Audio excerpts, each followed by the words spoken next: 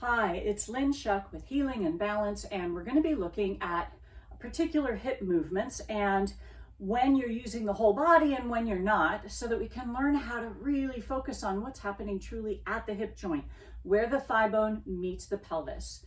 Now we're working in a particular position, all fours, table, and we're going to be using a ball in a moment. A tennis ball will work just fine.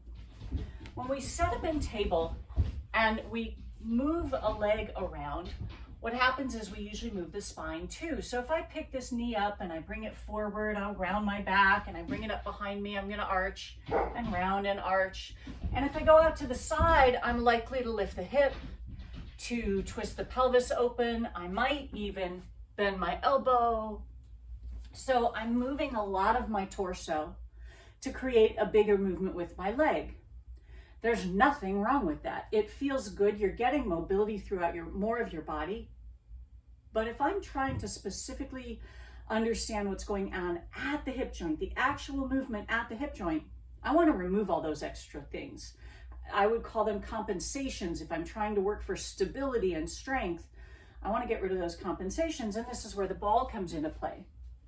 So if I take this ball and I put it on my back on that lumbar curve, first of all, you need to have a lumbar curve there. If you're used to a flat back, that ball's going to roll off pretty quickly. So there's a little bit of lumbar curve, not the most, just a little. And I want to keep the ball in place. And if I took those same two movements and hover my knee and bring my knee forward and bring my knee back, but I'm not allowed to move the ball, now it's a different movement.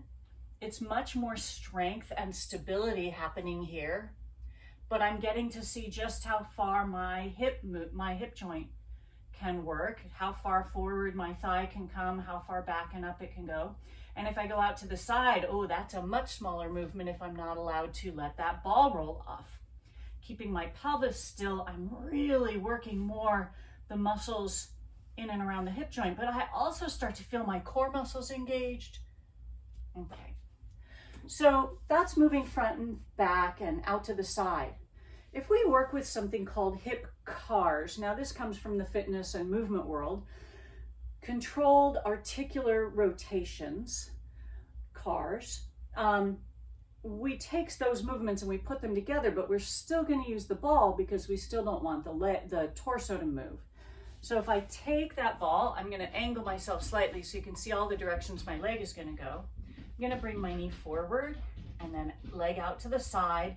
Then I'm going to bring it back behind me completely, foot up in the air, and then I pull my knee forward and I go out to the side, leg goes up in the air completely. And then after I did 3 or 4 that direction, I reverse it and I bring my leg out to the side, and then it comes under, knee forward, foot goes back up in the air, leg goes out to the side, I pull my knee forward as it comes under. It's a lot of work on that side. There's nothing simple about it, even though it doesn't look particularly challenging. Keeping your torso still, using this ball on your spine, will help give you some feedback when you don't have a person, a teacher, a friend, a workout buddy saying, hey, you're tilting your body while you're moving your leg around. Most likely only a teacher is going to say that to you, not your workout buddy.